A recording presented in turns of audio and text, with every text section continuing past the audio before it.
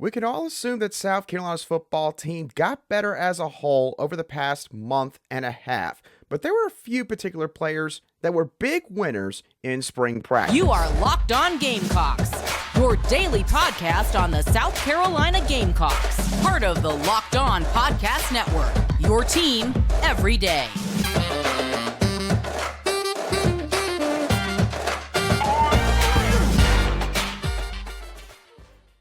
Hello, Gamecock Nation, and welcome back to the Locked On Gamecocks podcast, your show for the latest headlines and potential storylines on South Carolina Gamecock athletics. I'm Andrew Lyon, the host of this podcast, and also a staff writer for Gamecocks Digest over on SI.com. Thank you for making Locked On Gamecocks your first listen or watch here today. We are free and available on YouTube and wherever you get your audio podcasts daily.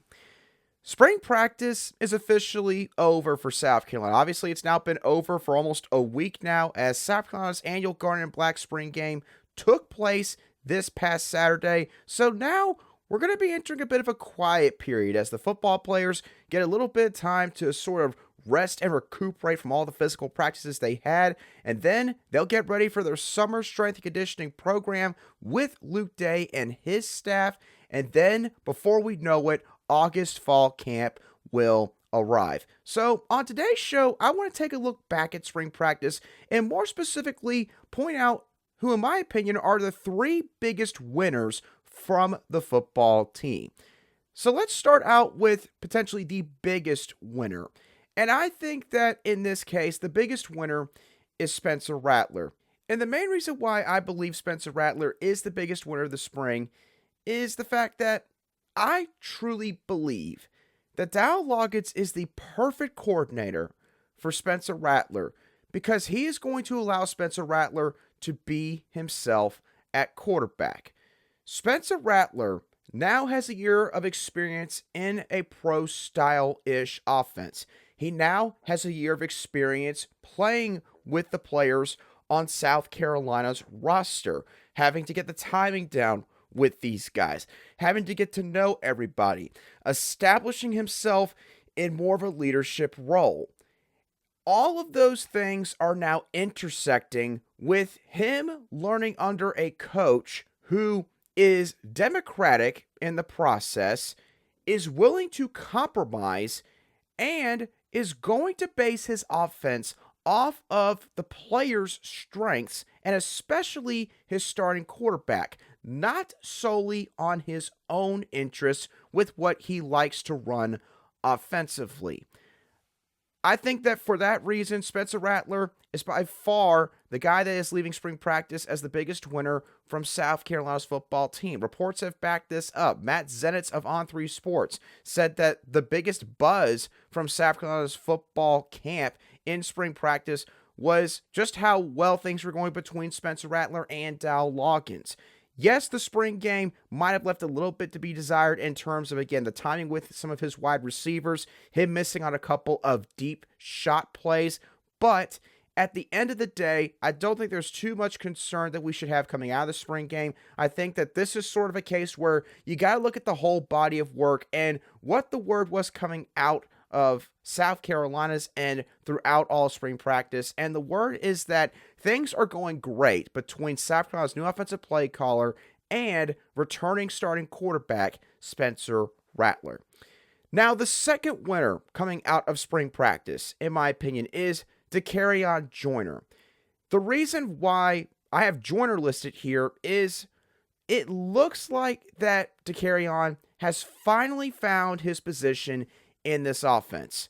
I'm not saying that he can't play quarterback when I make that statement. My whole point is I feel like that Dakereon Joyner's skill set, his natural God-given athleticism, and what's required at the running back position are a perfect marriage.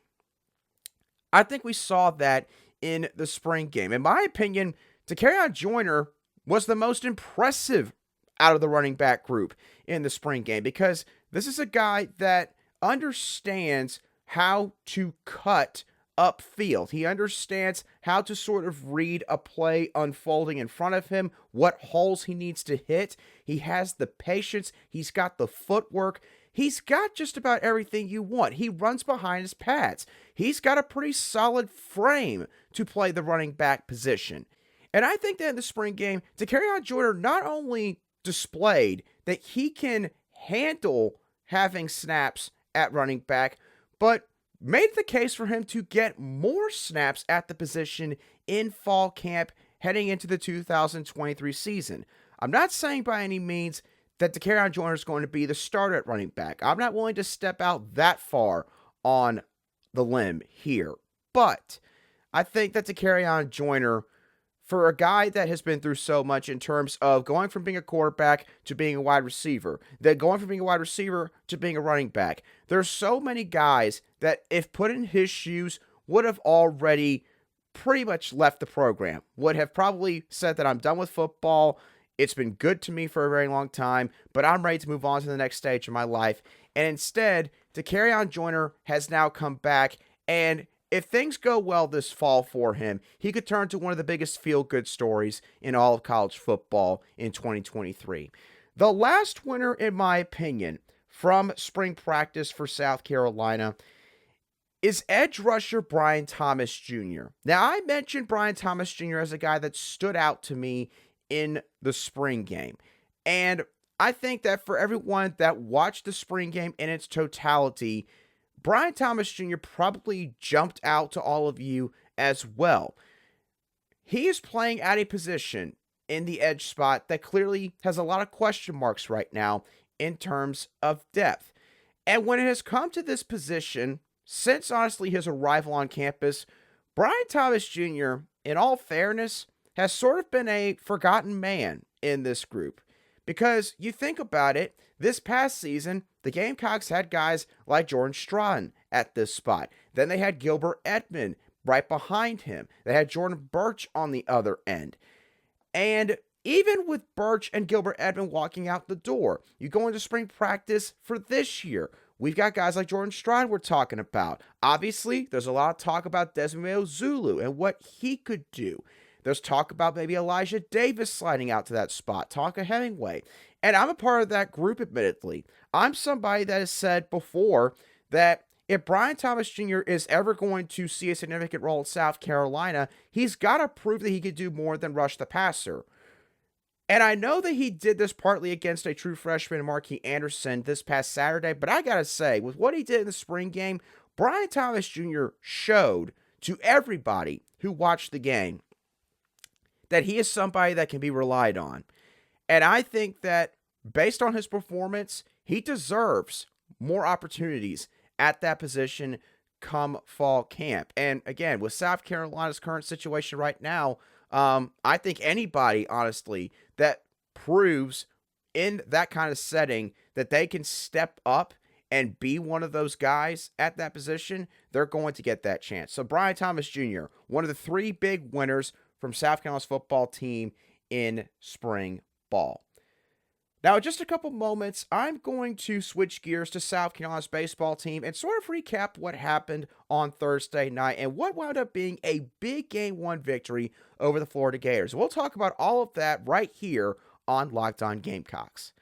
Today's show is brought to you by Built Bar. Now, if you did not catch the full show, the Locked On Gamecocks podcast on Thursday, first of all, don't worry. I'm only slightly upset about that, but in all seriousness, Built Bar has got something coming out on April the 22nd, which is tomorrow. I do not have all the details in front of me, but I can promise y'all the excitement is real. You are not going to want to miss this. If you know how Built Bar works, then you already know they are the best protein bar out there. They've got a ton of amazing flavors like churro, mint chocolate, banana cream pie, anything you could possibly imagine. Built Bar has got it. So, mark your calendars again for April 22nd, that is tomorrow, and head to Built.com and be one of the first to discover what all the hype is about. I can't wait to see what this new flavor could be from Built. And again, knowing all the other flavors that they already have, it's probably going to be a home run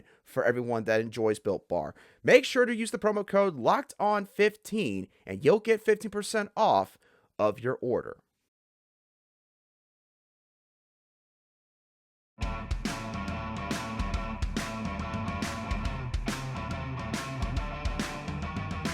Welcome back to this Friday edition of the Locked On Gamecocks podcast, where we cover your South Carolina Gamecocks every single day. Locked On's NFL mock draft special is here, and it is bigger than ever before.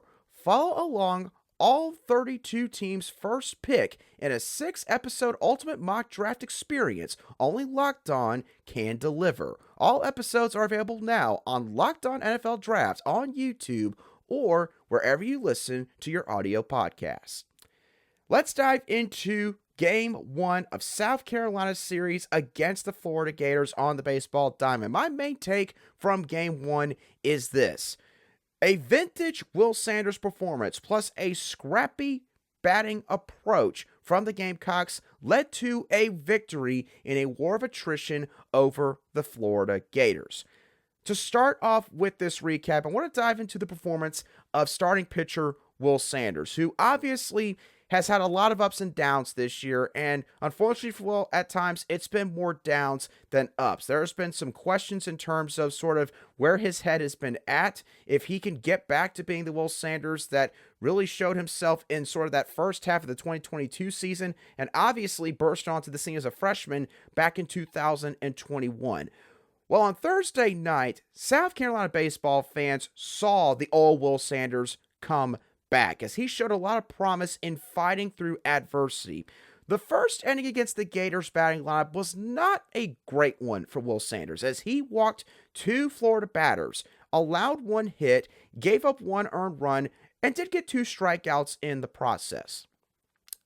Will Sanders would not take too long after that first inning to settle into the game, as he allowed just 2 hits over the next 5 innings, while walking 1 batter, giving up 1 earned run, and striking out 8 Gators. A big reason why Will Sanders was so locked in after that first inning was the breaking stuff in his pitching arsenal, which was phenomenal for the majority of the night. It allowed Will Sanders to both get ahead in the count and also put guys away, as evidenced by the 10 total strikeouts that he recorded in 6 innings on Thursday night.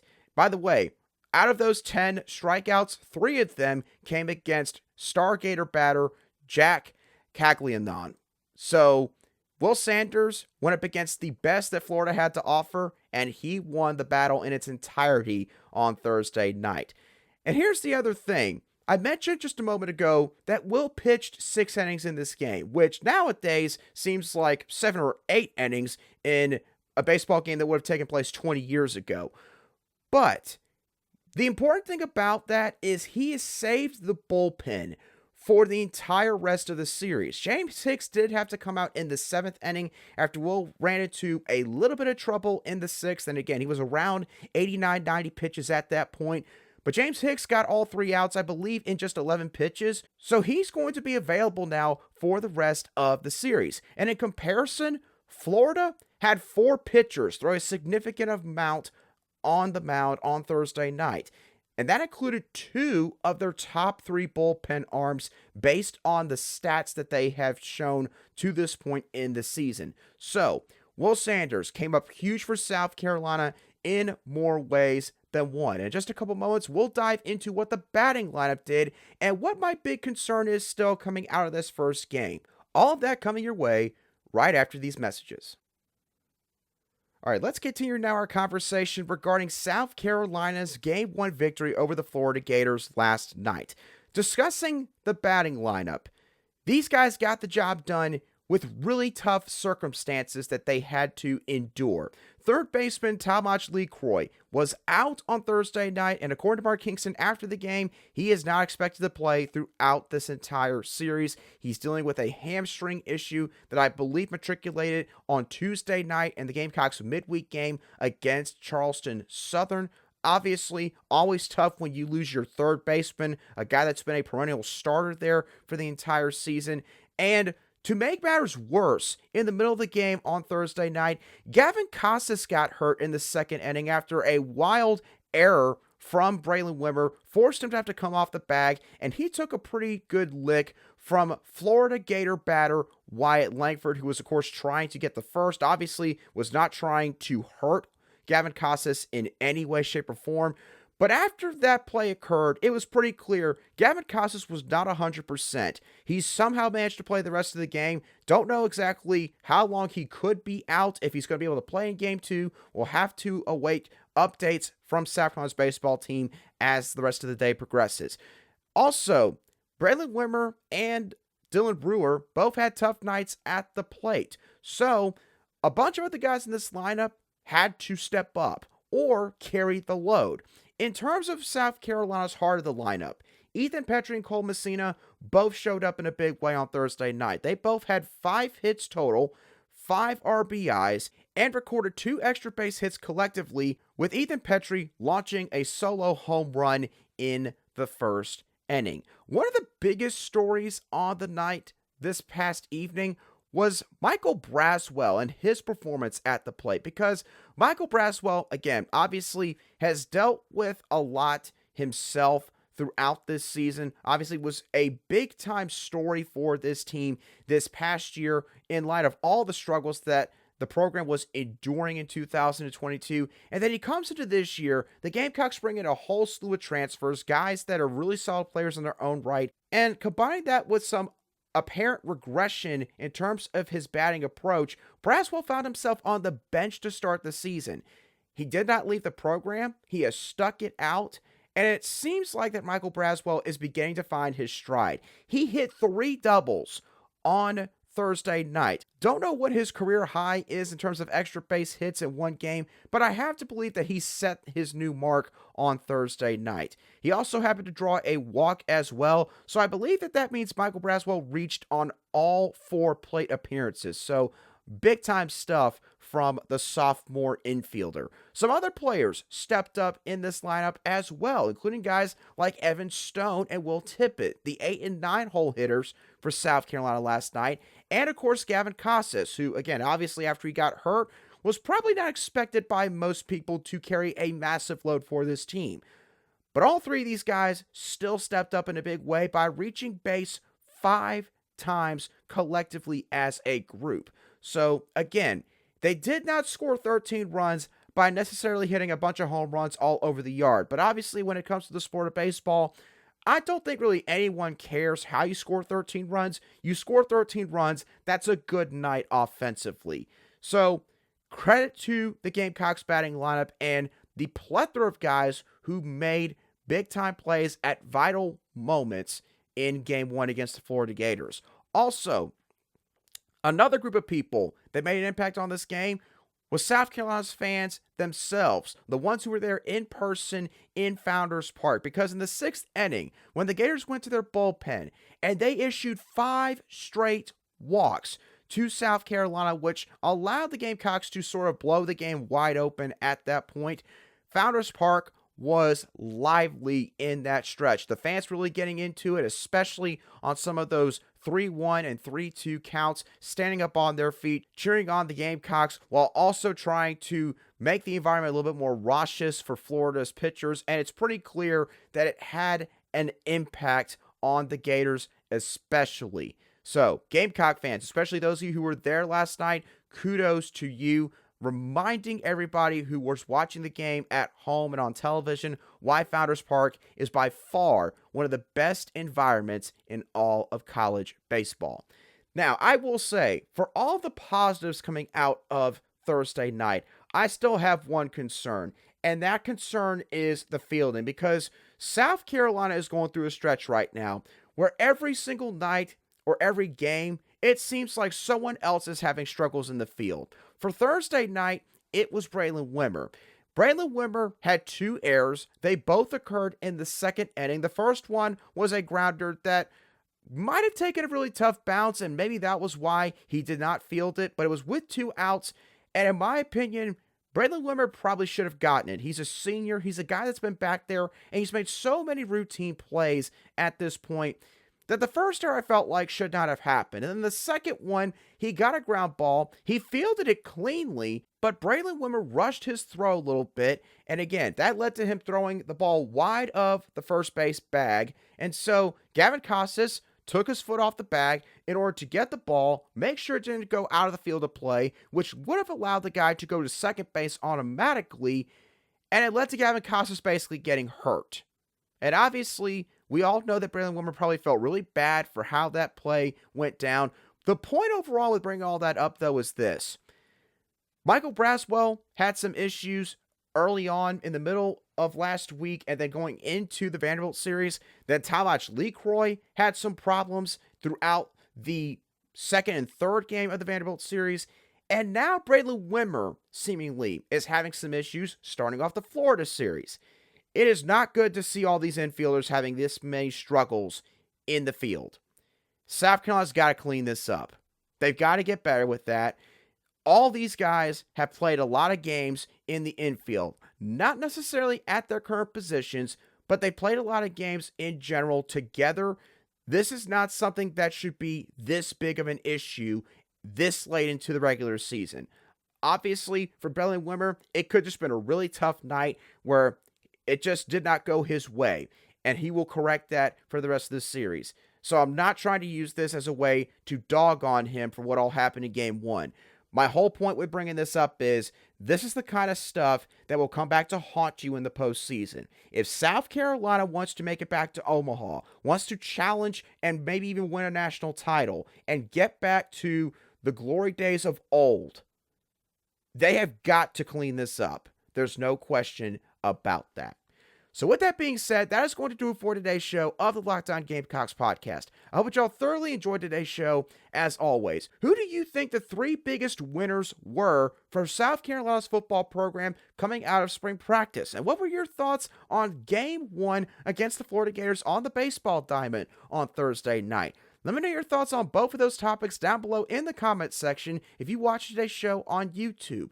Or, if you listen to today's show on an audio podcast app, you can shoot me a direct message on Twitter at @aline_SC. I'll try to respond to you as quickly as I see your message. And you can also post something to the Locked On Gamecocks page on Facebook. Thank you so much, especially to all of you everydayers who continuously tune in to the Locked On Gamecocks podcast, whether it is on YouTube or on an audio podcast app. A quick reminder that later on today, I will release my weekly show with Locked On's recruiting insider, John Garcia Jr., where we discuss the latest on South Carolina's football recruiting front. And I can promise y'all, you're not going to want to miss out on that, so be sure to stay tuned for that show later on today. Again, thank y'all so much for tuning into our regular daily show.